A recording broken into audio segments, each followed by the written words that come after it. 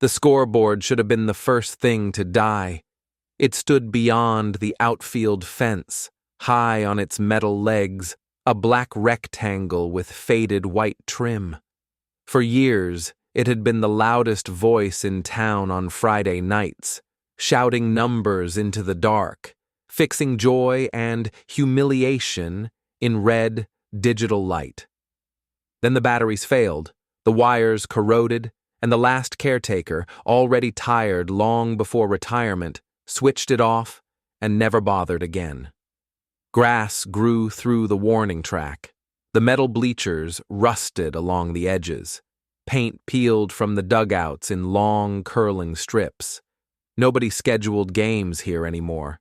The district built a newer, shinier field near the interstate with better parking and less history. Teenagers cut across the old diamond to reach the woods. Once a month, someone drove by, felt something twist under the ribs, and looked away. The old scoreboard stayed dark. Its screen reflected clouds, birds, wires. The whole thing might as well have been a gravestone, until the deer started coming. It happened the same way every evening, once the days grew long and the air had that thin, suspended light right before dusk. The field would sit quiet for hours. Then, as the sun slid down toward the tree line beyond left field, a shape would appear in the gap of the outfield fence where a panel had fallen away. A deer, alone. Not a shaky-legged fawn, not an antlered buck, just a lean, cautious doe. She stepped through the gap, nose working, ears flicking. A few moments to listen.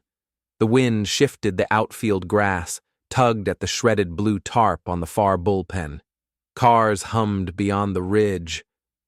Nothing moved close enough to bother her. She would set a hoof on the outfield dirt. From there, the pattern never changed. She crossed in a straight line, only pausing once to test the air. Center field, then the worn arc of the infield grass, then the dusty base paths that kids once carved with their cleats. The mound sat to her right, a low, eroded hump with no rubber anymore. She did not turn toward it. She followed the direct route, as if she had been coached, always toward home. The plate was still there, half buried, darkened by weather and time. Its white edges had gone the color of old teeth. The deer reached it, placed one hoof on the top edge of the pentagon, then both front hooves, then all four. For a brief moment, her whole weight rested on the spot where, once, every run had to end. The first time it happened, a janitor from the new building across the road saw it through the window and felt his skin crawl. He watched the deer stand motionless on home plate for 3 long breaths, ears forward, gaze on the empty bleachers as if waiting for something. Then she stepped off, continued in the same straight line past the backstop, and disappeared along the path that led behind the gym. He mentioned it to someone. They shrugged. Animals did odd things. It was a story to fill 5 minutes before a meeting. Later, though, he saw it again. Different day, same hour, same route. Outfield, baseline, plate, then away. Word drifted. Staff called it the deer's evening walk. Then, the deer's ritual. A teacher joked that it was waiting for the concession stand to reopen. Someone claimed that if you stood on the track just right, you could feel the ground thrum when her hoof touched the plate. The part no one joked about came later. On a Tuesday, as the light thinned and the deer settled with quiet dignity onto home plate, the scoreboard woke up. Nobody saw the exact moment. The first witness was a man jogging past on the road who turned his head at a flash and nearly tripped. 1 second, the old board was a dark rectangle. The next second, numbers glowed on its face, steady and red. Not random numbers. Visitors on the left, home team on the right. Inning, balls, strikes, outs. A frozen snapshot of a game in progress, or rather, a game finished long ago. The deer stood on the plate as those numbers burned into the dusk. Then she stepped off and walked away, and the board went dark without a flicker. The jogger told the janitor. The janitor told 2 security guards. The story grew a second spine. There was a night, years before, that everyone in town over a certain age could still taste like bad metal at the back of the throat, whether they admitted it or not. A championship game. Cool air under floodlights, metal bleachers full, parents and students shouting themselves hoarse. The kind of small-town moment that people held on to for decades, turning it over in their minds until the edges blurred or cut, depending on the angle. On that night, the scoreboard had shown the same arrangement of numbers.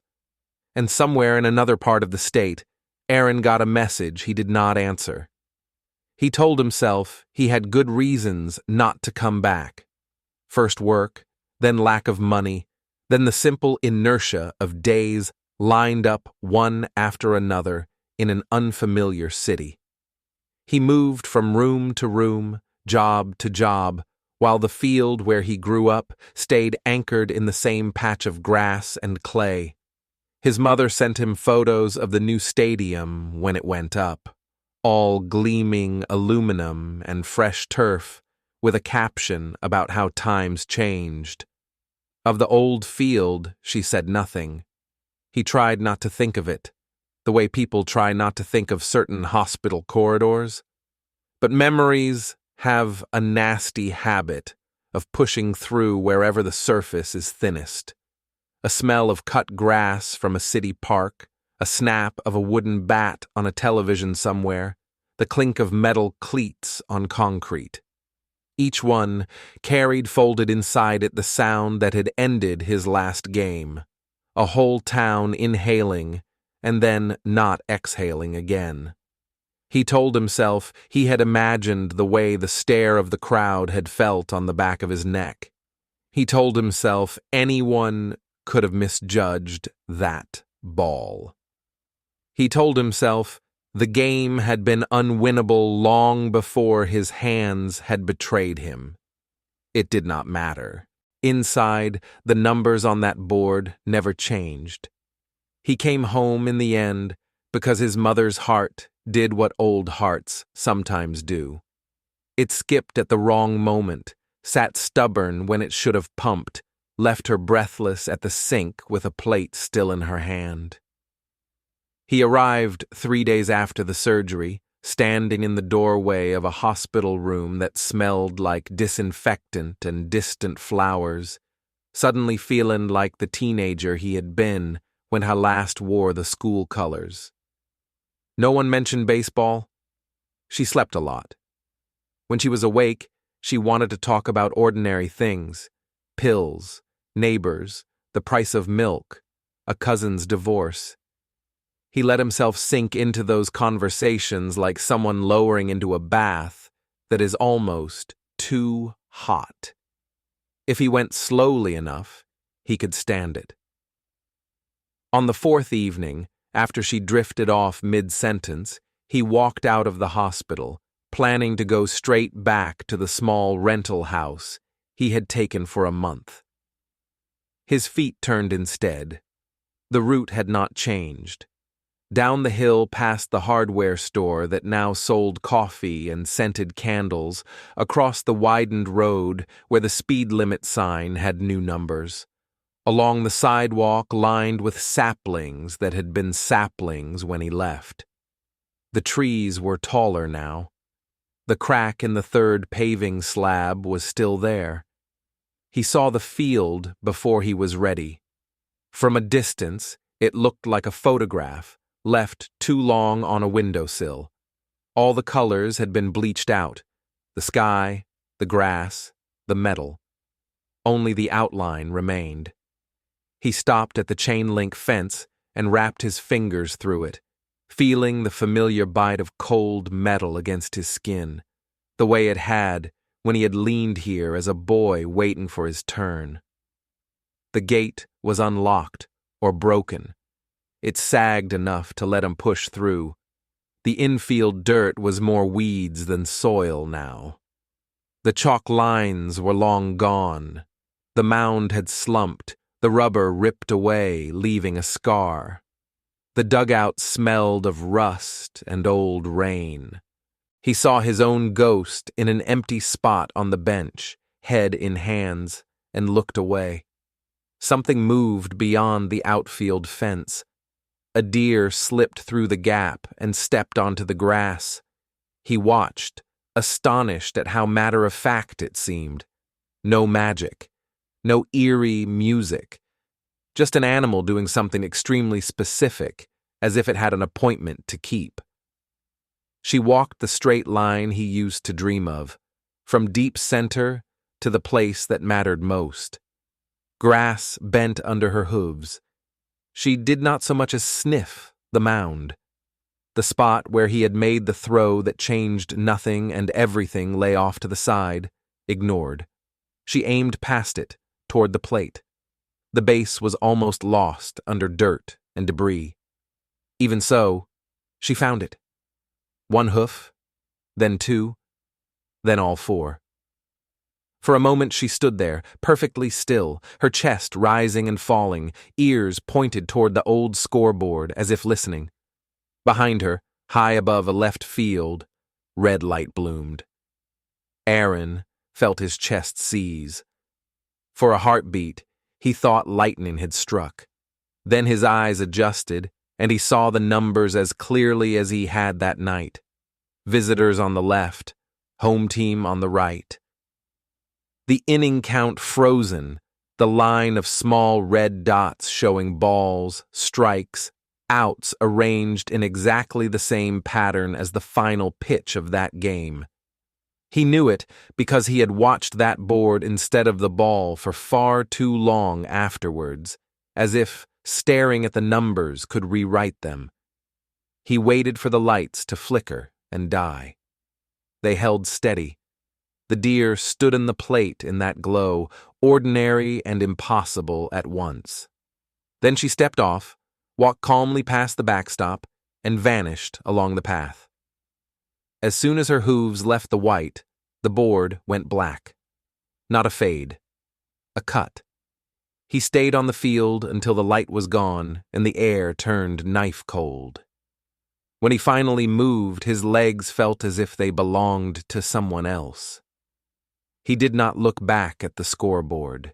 That night, lying on the unfamiliar mattress in the rental, Aaron tried to tell himself he was exhausted, that his brain had played some trick with leftover electrical charge and whatever myths the town had grown around this place. He slept badly. In the morning, the memory remained as sharp as glass.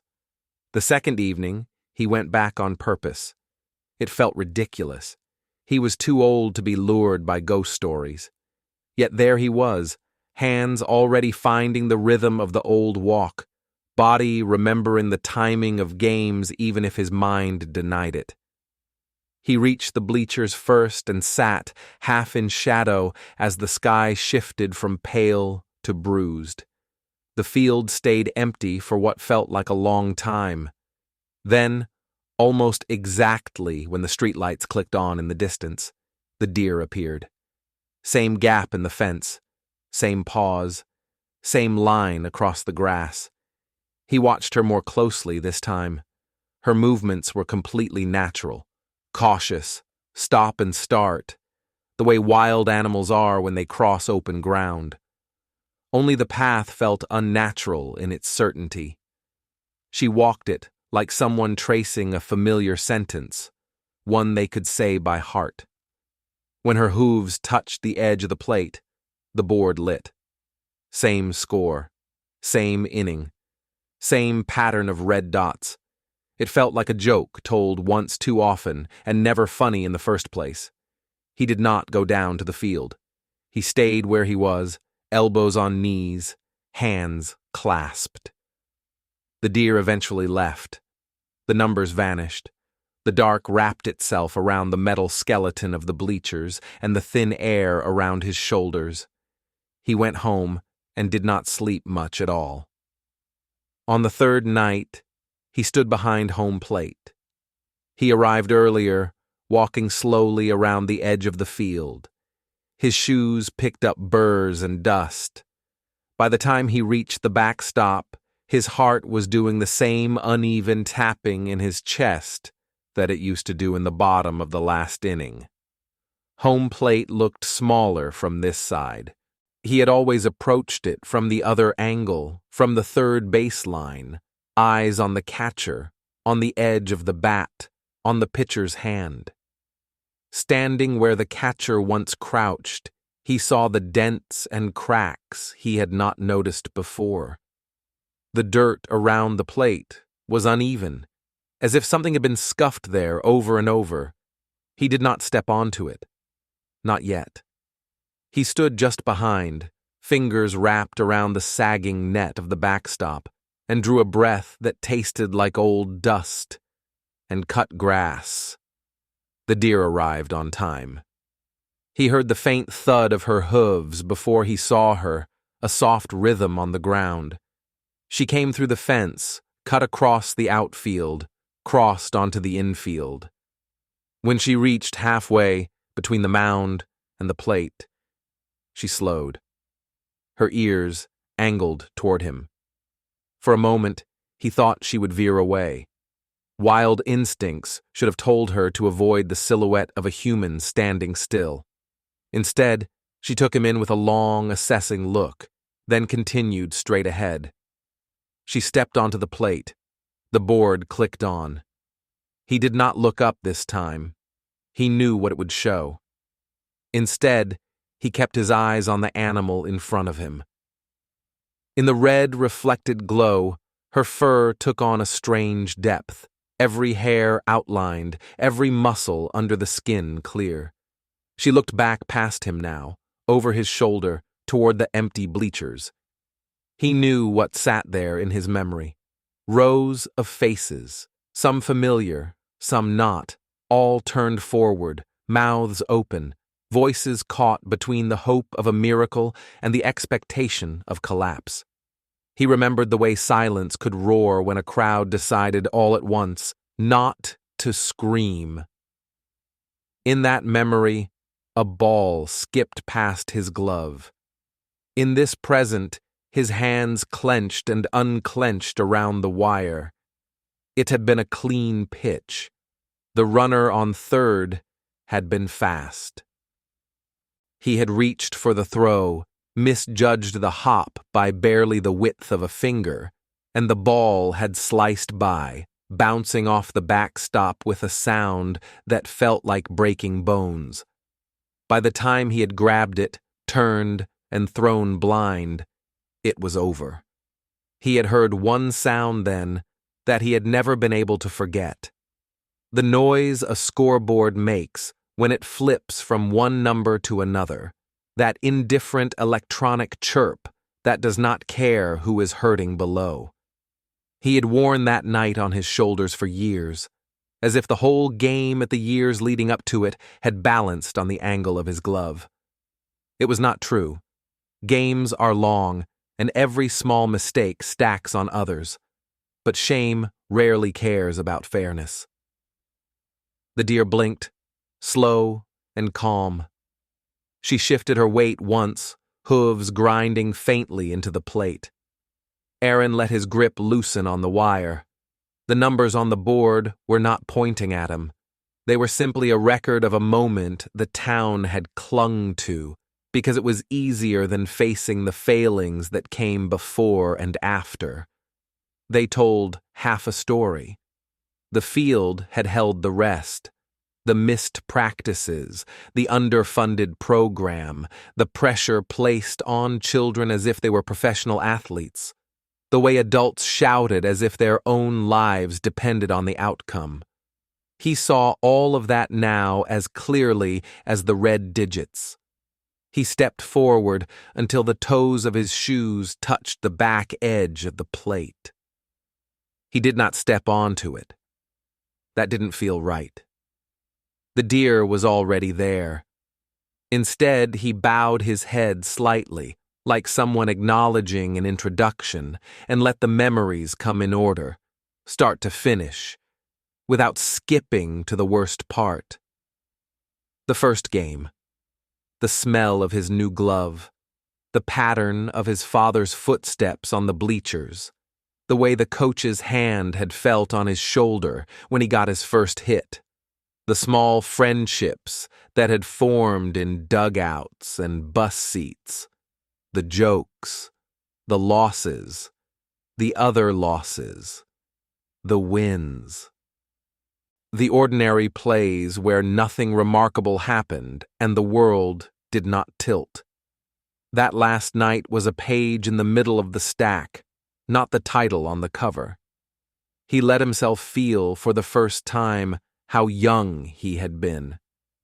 The deer flicked an ear. For a second, he had the ridiculous impression that she approved. Then she stepped off the plate, turned her head toward the outfield fence, and walked away, tail swaying like a calm flag. The scoreboard stayed on. He turned then, slowly, and looked up. Same score. Same inning. Same arrangement of small red dots. Only now, standing where he was, they did not feel like a sentence handed down from above. They felt like a piece of old handwriting on a page, legible but finished. No more ink would be added. He stood there until his neck ached.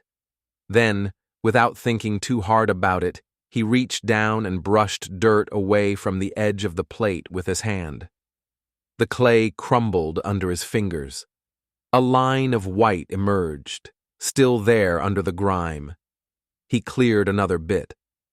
There was something oddly satisfying in that small, stubborn act. He was not erasing or rewriting anything. He was just uncovering what had always been underneath.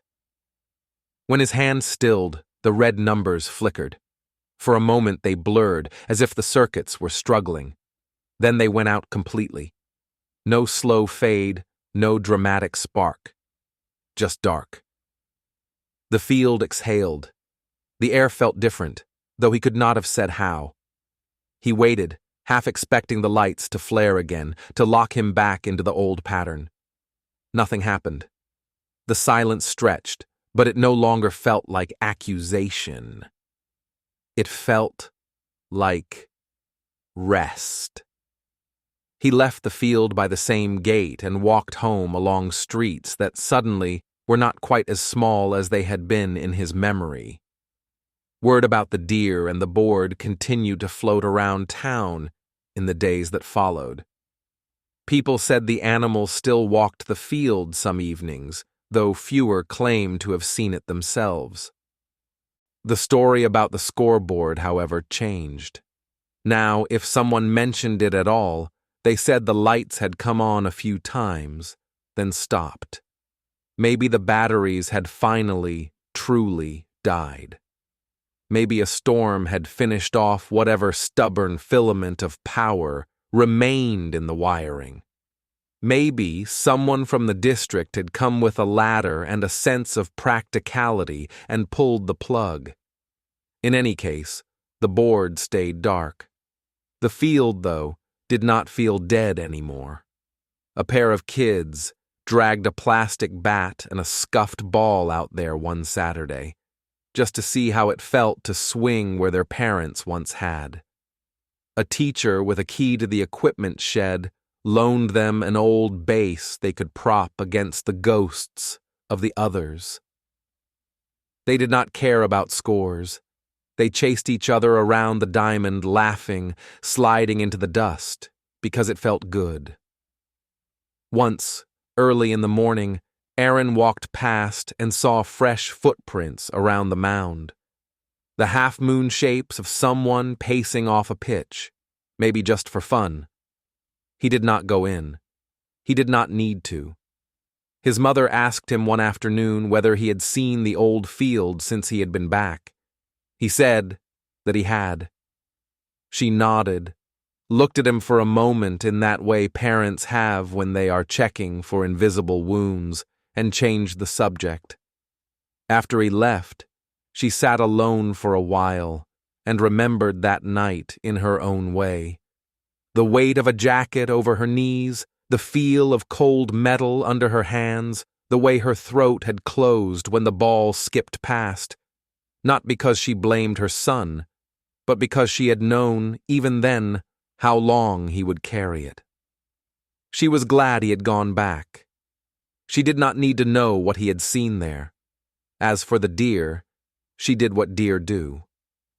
She moved through the woods, stood in people's yards under cover of dark, browsed on whatever shrubs the town planted, vanished when cars came too close. Once in a while, as the sun slid down and the shadows stretched across the old diamond, she stepped out of the tree line, walked a particular path across neglected grass and dusty infield, and paused at home plate as if checking that it was still there. If anyone was watching, they might have felt something loosen in their chest without knowing why. The scoreboard remained silent. The numbers from that night lived on only where they belonged, in the fallible, changeable, forgiving minds of the people who had been there, folded now into a bigger story that did not end with a single play. And somewhere, deep in the part of himself he had spent years trying not to look at, Aaron finally accepted that the game had ended a long time ago, that the town had found other things to talk about, that the field had grown other memories, and that his life, whether he liked it or not, had always been more than one throw in the dark.